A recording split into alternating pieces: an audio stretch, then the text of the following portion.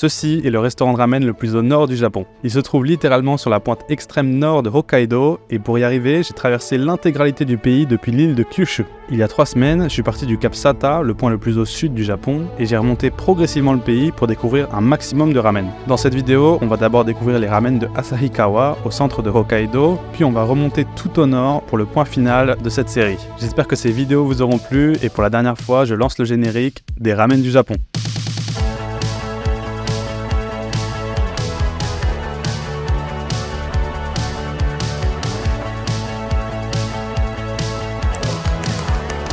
Itadakimasu, itadakimasu.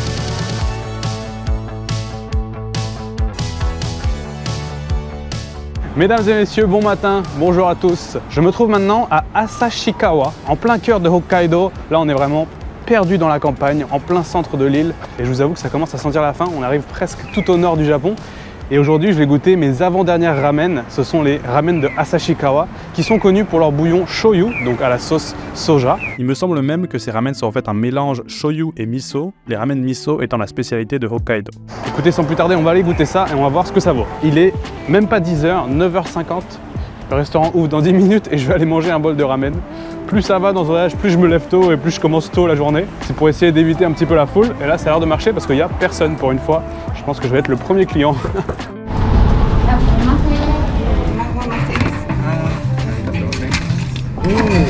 Il y a même un peu de riz avec. C'est la première fois qu'on sert avec un petit peu de riz. Ça va mince. Bon appétit. On va voir un petit peu la soupe. Il y a une couleur assez crémeuse, un petit peu épaisse. Ça a l'air super bon. Il y a les petites graines de sésame. J'adore ça. Bon équilibre entre le goût et la texture. Les nouilles, c'est des nouilles de Hokkaido. Écoutez, ça faillit pas. La cuisson est parfaite, juste ferme comme j'aime. Un tout petit peu plus fine que des ramen de Sapporo. Mais ce que j'aime beaucoup, c'est qu'on sent les graines de sésame. J'adore vraiment les nouilles de Hokkaido. Ça n'a rien à voir avec les nouilles du reste, dans le reste du pays. Ils utilisent en fait la farine de Hokkaido, donc ils ont tout un processus de fabrication spécial. Le goût n'est pas hyper prononcé, il est juste comme il faut. On arrive à un certain équilibre. Je vais goûter la viande. C'est pareil, la viande est juste bonne comme il faut. Et enfin, la cerise sur le gâteau, on va goûter l'œuf. Il est bien cuit, mais il n'a pas vraiment de goût, donc il apporte pas grand chose. En règle générale, les Japonais mangent toujours les ramen avec un peu de riz à côté. Enfin, je ne prenais jamais parce que comme j'allais manger 25 ramen dans tout le pays, si je prenais du riz à chaque fois à côté, ça aurait été beaucoup trop. Mais là, ils m'ont offert gratuitement. Donc je vais goûter, on va voir ce que ça vaut. Ça se marie tellement bien. Je pense que si vous voulez vraiment déguster des ramen, prendre un petit bol de riz à côté, c'est indispensable.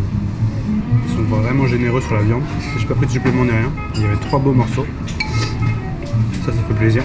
Au final, c'est un ramen hyper équilibré, maîtrisé, j'aime beaucoup.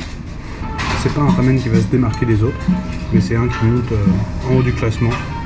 En commençant ce voyage, j'étais persuadé que j'allais être écœuré des ramen et que j'allais en manger beaucoup trop. Et même si je commence à vouloir manger autre chose, je m'en lasse pas. C'est toujours différent, c'est toujours un nouveau plat. Et c'est toujours plaisant à manger en fait. Je découvre toujours des nouveaux goûts. C'est ça que j'adore. Bah écoutez, je me suis régalé. C'était un bouillon de ramen qui passait crème. C'est pas des ramen qui se sont démarqués par rapport aux autres par leur originalité ou par leur goût ou leur simplicité. C'est vraiment des ramen, j'ai envie de dire, basiques, mais où tous les ingrédients étaient maîtrisés, juste comme j'aime. Le goût était là. Il y avait cette saveur de umami dont je parle souvent.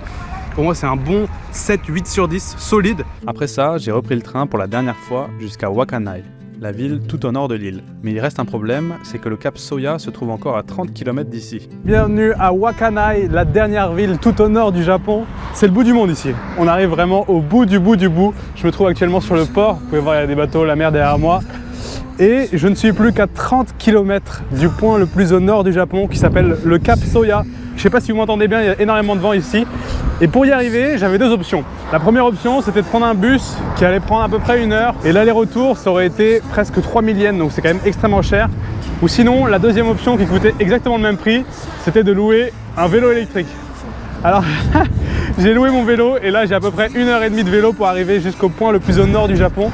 Et là-bas je vous réserve une petite surprise parce que j'ai trouvé forcément un restaurant de ramen et ça va être les dernières ramen de ce voyage, les ramen les plus au nord du Japon. J'ai hâte d'aller goûter, il paraît que c'est des ramen aux fruits de mer, donc les amis sans plus tarder.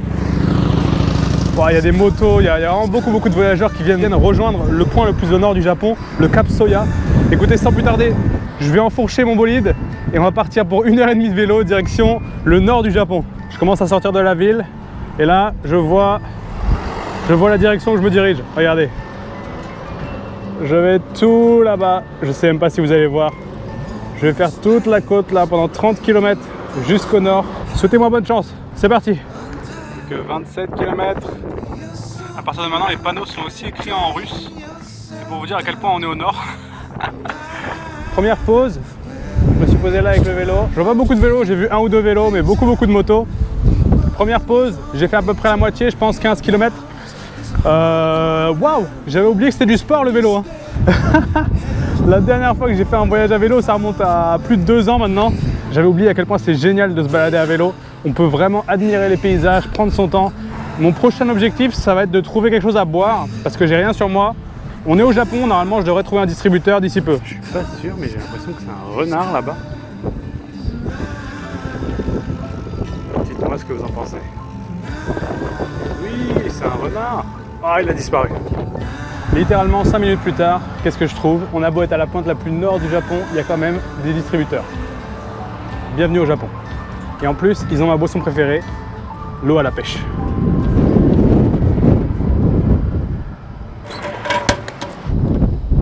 C'est la première fois que je fais du vélo électrique et c'est quand même du sport. Hein. Je m'attendais à ce que ça fasse tout le travail, mais non, faut quand même pédaler. C'était mon dernier arrêt, maintenant direction le Cap Soya. J'aperçois une arrivée, je la vois. Il n'y a plus qu'un ou 2 kilomètres. Allez! Mesdames et messieurs, ça y est, ceci derrière moi est le point le plus au nord du Japon. Je l'ai fait, les 30 km de vélo pour arriver jusqu'ici. Et voilà. On ne peut pas aller plus au nord que ça. Derrière ça, c'est la Russie. Wow. J'ai roulé à peu près 1h30 pour arriver jusqu'ici. Et je peux vous dire qu'il n'y a rien. Il y a quelques maisons. C'est vraiment la pampa. Mais c'est magnifique, c'est des paysages absolument incroyables. Je pense que mes 2 endroits préférés de ce voyage, ça a été la pointe la plus au sud et maintenant la pointe la plus au nord.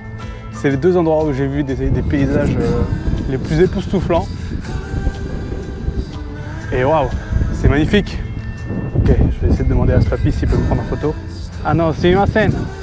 Ah, hi. Hi. Kore, vidéo desu. Ah, vidéo desu. Ah, hi. Yay! 電車で来たんですか？はい。すごい。わかないからここまで。ああ、すごい。はい。ありがとうございました。Bon, elles sont où ces ramen? Mesdames et messieurs, ceci derrière moi est le restaurant de ramen le plus au nord du Japon. Et sans plus tarder, je vais aller déguster les dernières ramen de ce voyage et on va voir ce que ça donne. Vélo, tu restes là. Oh. Is it closed? J'ai l'impression que c'est fermé. Ça dit que ça ferme à 17h. Ah, c'est le restaurant d'à côté. Bon, oubliez ce que j'ai dit. En fait, c'est ici les ramen les plus au nord du Japon. Oh non, c'est fermé là aussi. Non. J'ai littéralement fait plus de 3000 km pour arriver jusqu'ici et le restaurant est fermé. Malgré mes efforts pour arriver le plus tôt possible, j'arrive trop tard, il est 15h30 et le restaurant est déjà fermé. Je suis obligé de rebrousser chemin et de retourner à Wakanai parce que le magasin de vélo ferme à 17h. Est-ce que vous me croyez si je vous dis que mon super vélo électrique n'a plus de batterie? Ouh, je suis parti à 20 minutes et la batterie de mon vélo électrique m'a lâché. Et en plus j'ai le vent en pleine face. Ce qui fait que je fais du 10 km/h au lieu de faire du 20 km/h pour arriver à l'heure. Je viens d'arriver, il est 17h20, on va voir si je peux rendre le vélo. Oh, 20 minutes de retard, pas mal. Je suis absolument en sueur, le soleil est en train de se coucher. C'est bon, j'ai pu rendre le vélo, c'était encore ouvert et ils m'ont donné un magnifique certificat. Comme quoi j'ai parcouru les 60 km pour aller jusqu'au Cap Soya. Ça fait plaisir. Petite récompense. Finalement j'ai pas trouvé d'hôtel sur Wakanai. Donc ça veut dire qu'il faut que je reprenne le train tout de suite pour redescendre dans le sud. Ce qui veut dire que je n'aurais pas goûté les fameuses dernières ramen que j'aurais dû goûter. Mais c'est pas grave, on va prendre le train et on va aller manger autre chose. Malgré cet échec, aujourd'hui a été une sacrée aventure que je risque pas d'oublier de sitôt. Sur mon chemin retour, je peux pas m'empêcher de me refaire le voyage dans ma tête, tous les paysages, les rencontres, les heures passées dans le train, et bien sûr, les ramen. Des dizaines de plats, tous différents les uns des autres, une spécialité riche en saveurs, mais aussi un symbole de la culture japonaise, et malgré les dizaines et dizaines de ramen que j'ai pu goûter, j'ai l'impression d'avoir seulement effleuré la surface.